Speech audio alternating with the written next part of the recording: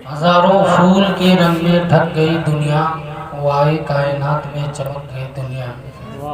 یہ جو آپ جس زمین پر بیٹھے ہیں، جس شامیانے تلے بیٹھے ہیں، یہ آسمان کا شامیانہ، آسمان پر چمکنے والا چاند اور اپنی روشنی سے دنیا کو روشنی دینے والا سورج، یہ سب میرے مصطفیٰ کے آمد کی برکت کی وجہ سے ہے۔ ہزار پھولوں کے رنگ میں ڈھک گئی دنیا، وائے کائنات میں چمک گئی دنیا، اور لاکھ دو لاکھ سے بھی زائد پھول کھلے مگر لاکھ دو لاکھ سے بھی زائد پھول کھلے مگر آخری پھول کھلا تو مہک گئی دنیا، آخری پھول کھلا تو مہک گئی دنیا۔ اور جمال سید کونین کے کف و پا کی، کف کے مطلب ہوتے ہیں ہتھیلی اور پا کے مطلب ہوتے ہیں پیر، جمال کے مطلب خوبصورتی۔ جمال سید کونین کے کف و پا کی مثال ڈھونڈنے نکلی تھی تھک گئی دنیا۔ آپ فیصلہ کیجئے، جس کے طلبے کا جواب نہیں ہے اس کے جلوے کا جواب کہاں سے ہے؟ جس کا طلبے کا جواب دنیا نہیں لا سکتی، اس کے جلوے کا جواب کہاں سے لا سکتی ہے؟ عرض کرنا چاہتا ہوں آپ حضرات کی بارگاہ میں، علماء کرام کا بیان خصوصیت کے ساتھ عالم نبیل فاضل جلیل حضرت علامہ مولانا اسحاق صاحب قبلہ سے اور عزیز گرامی حضرت مولانا محفوظ صاحب قبلہ، حضرت مولانا رضوان صاحب قبلہ سے آپ نے تقریر سماعت فرمائی۔ شاعر اہل سنت حضرت حافظ و قاری شکیل اختر صاحب قبلہ، مولانا عبید صاحب قبلہ، حضرت مولانا نور الحق صاحب قبلہ، ان علماء کی موجودگی میں میرا کوئی حیثیت اور مقام نہیں ہے۔ ہم نے ان کی جوتیوں کو اپنے سروں کا تاج بنایا، اللہ نے ہمارا مقام بلند کر دیا ہے۔ ذرا محبت سے بولیے سبحان اللہ، ایک بار اور محبت سے بولیے سبحان اللہ۔ ملاحظہ فرمایا، ختنہ یہ سنت ہے، ختنہ سنت ہے، عقیقہ سنت ہے۔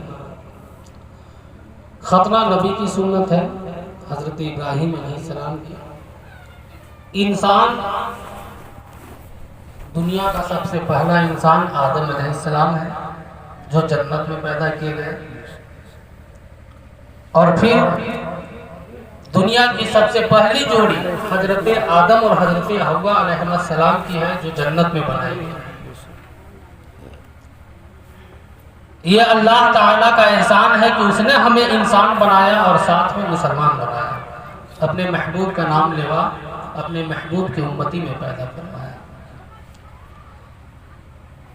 انسان کی جب شادی ہوتی ہے، جب دو دل آپس میں ملتے ہیں، جب دو لوگوں کا آپس میں ایک رشتہ قائم ہوتا ہے، دونوں اجنبی ہوتے ہیں، کوئی کسی کو پہچان نہیں رہا ہوتا ہے، تو شادی ہونے کے بعد دونوں جوڑوں کی سب سے پہلی خواہش ہوتی ہے کہ اللہ اس کی گود کو ہری کر دے، اللہ اس کی گود میں کوئی اولاد دے۔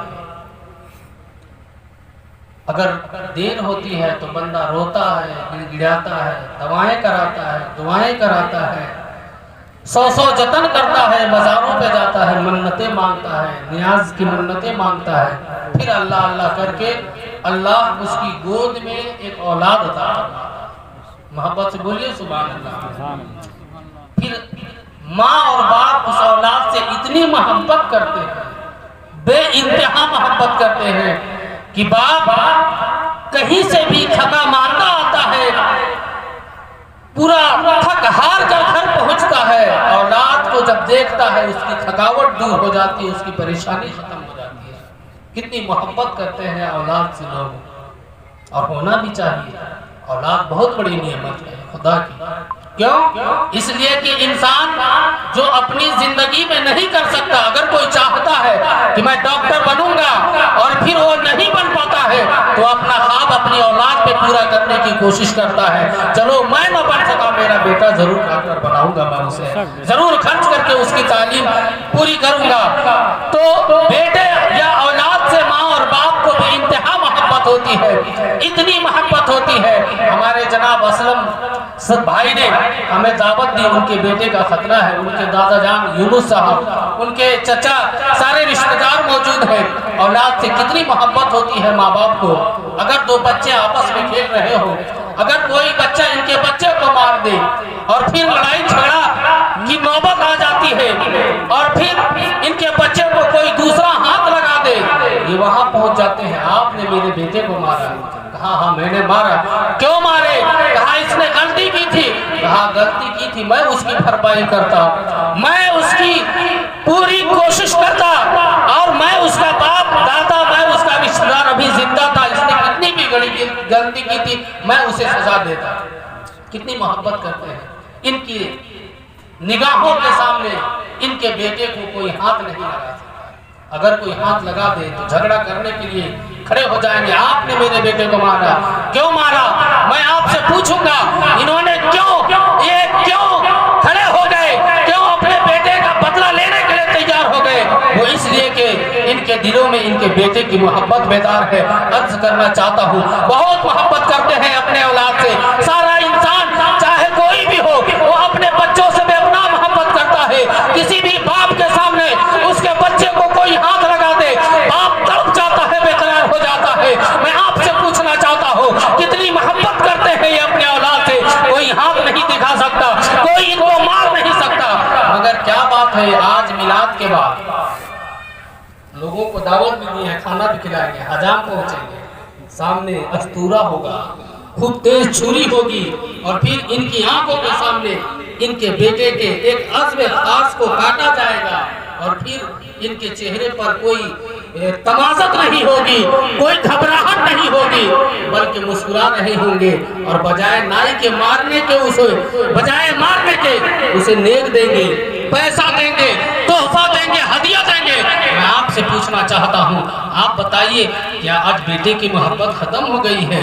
क्या आज बेटे का प्यार रुखसत हो गया है?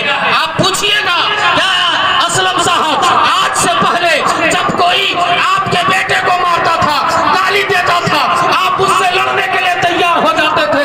मगर क्या बात है, आज आपके बेटे को नाई अपनी तेज छुरी से उसके एक आंसू को काटेगा, बच्चा तड़प रहा होगा, उसके आंसू से खून निकल रहा होगा, और आप नाई को बजाय मारने के, उससे लड़ने के, न उससे कोई मुआवजा करते हैं, न उससे किसी चीज का मुतालबा करते हैं। आपने इतना काट दिया, आपने इतना खून बहा दिया, आप उससे नहीं पूछते। मैं पूछना चाहता हूँ असलम साहब, क्या आज आपकी मोहब्बत रुखसत हो गई? क्या आज आपका प्यार खत्म हो गया?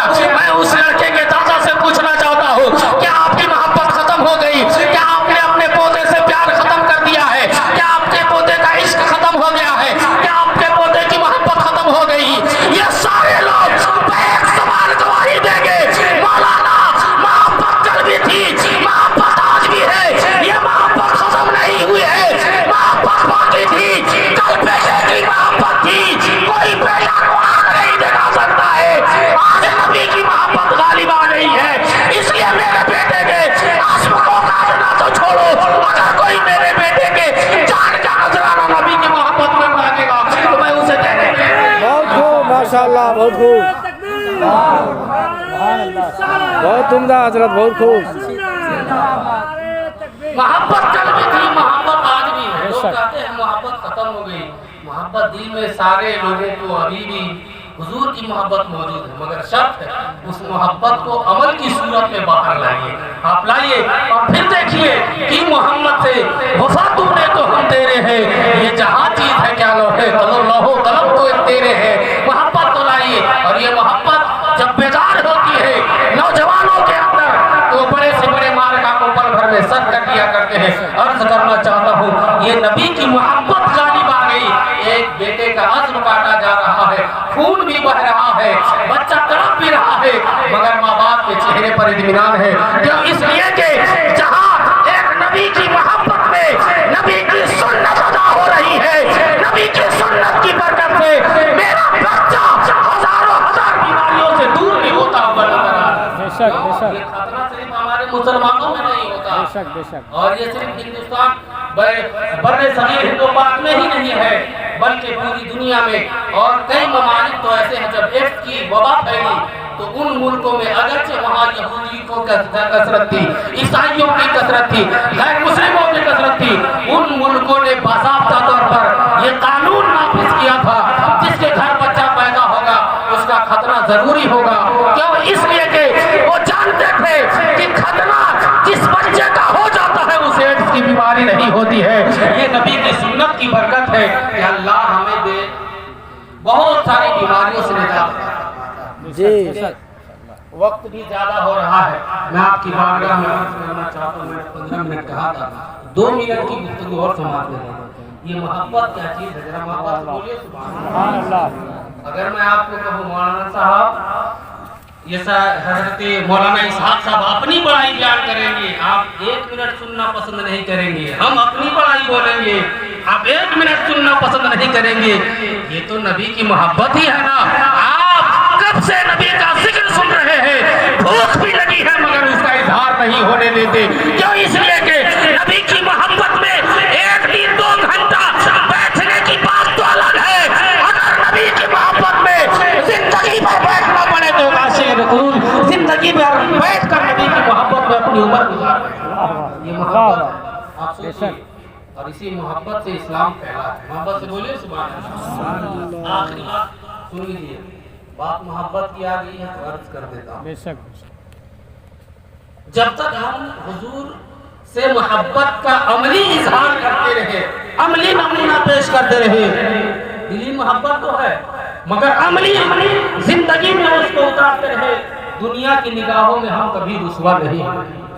اور یہ محبت اگر بیکار ہو جائے، اسلام کے سب سے پہلے خلیفہ حضرت سیدنا ابو بکر صدیق رضی اللہ تعالیٰ عنہ، ایک دن باپ اور بیٹا عبد الرحمن بن ابو بکر اور حضرت ابو بکر صدیق بیٹھ کر آپس میں بات کر رہے تھے، تو بیٹا نے باپ سے کہا ابا آپ کے اوپر میرا بہت بڑا احسان ہے۔ کہا احسان؟ باپ میں ہوں، بیٹا تو ہے۔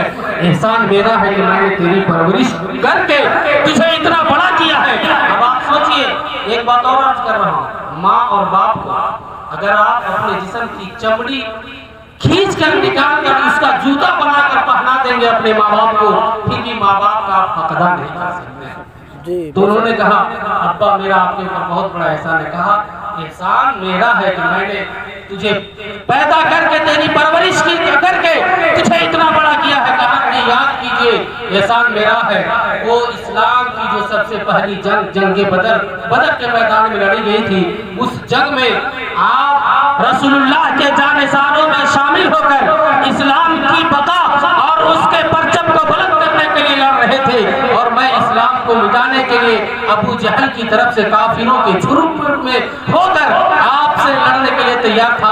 اس جنگ میں یاد کیجئے جب جنگ پورے شباب پر تھی، تلواریں چل رہی تھی، گردنیں کاٹی جا رہی تھی، بازو الگ کیے جا رہے تھے، جسم کے پراگ سے اڑائے جا رہے تھے، عالم یہ تھا کوئی بھی کسی کے سامنے آ جاتا لوگ اس کی گردن اڑا دے رہے تھے۔ ابا اس جنگ میں جب جنگ پورے شباب پر تھی، عین شباب جنگ کی حالت میں آپ میری تلوار کے دھار کے سامنے ایک بار نہیں کئی بار آپ آ گئے، مگر اس وقت میرے دل میں باپ کی محبت پیدا ہو گئی، میں نے اپنی تلوار واپس کھینچ لی اور پھر میں نے آپ کو چھوڑ دیا۔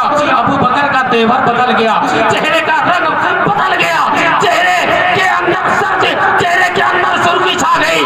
ارشاد فرماتے ہیں بیٹا وہ تو تھا، تیرے ہاتھ میں تلوار تھی اور تیرے تلوار کے دھار کے نیچے میری گردن تھی، اور بیٹا معاملہ اگر الٹا ہوتا، میں ہوتا، میرے ہاتھ میں تلوار ہوتی اور میرے تلوار کے دھار کے سامنے تیری گردن ہوتے، اس وقت تو تم نے باپ کی محبت میں باپ سمجھ کر زندہ چھوڑ دیا تھا، مگر بیٹا اگر میں ہوتا اور میرے تلوار کے سامنے تم آ جاتے، اس وقت میں بیٹا سمجھ کر بیٹے کی محبت میں تجھے زندہ نہیں چھوڑتا، بلکہ رسول کا دشمن سمجھ کر رسول کی محبت میں تیری جان اڑا دیتا اور زمانے میں بتا دیتا لوگوں جو نبی کا دشمن ہوتا ہے اسے دنیا میں زندہ رہنے بہت خوب ماشاءاللہ، بہت خوب۔ محبت جب بیدار ہوتی ہے، محبت جب نبی کی غالب آتی ہے تو بیٹے کے عزم کو کٹانا کا چھوڑو، بیٹے کے جان کا نذرانہ آتی پیش کرنے کے لیے تیار ہو۔ بے شک بے شک،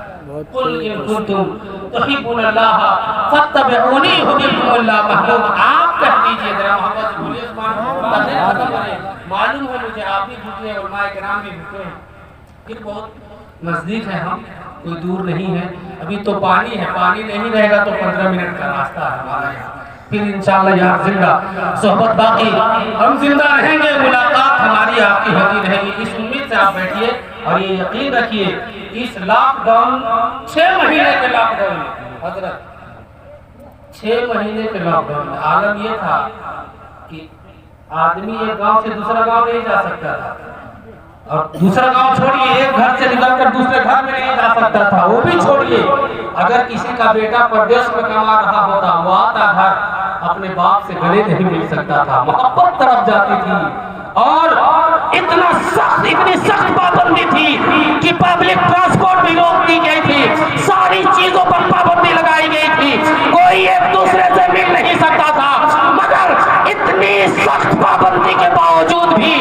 جہاں ساری چیزیں بند ہو گئی، اس مالک نے ہمارا رزق بند نہیں کیا ہے، بلکہ ہمیں ویسے ہی وہ لاک ڈاؤن میں کھانا دیتا رہا جیسے وہ لاک ڈاؤن سے پہلے دیتا رہا ہے۔ آپ جس کی محبت میں بیٹھے ہیں، اس ایمان کے ساتھ بیٹھے ہیں کہ جس مالک نے اتنا دن ہمیں بھوکا نہیں رکھا لاک ڈاؤن میں، آج بھی بھوکا نہیں رکھے گا، یار زندہ صحبت باقی۔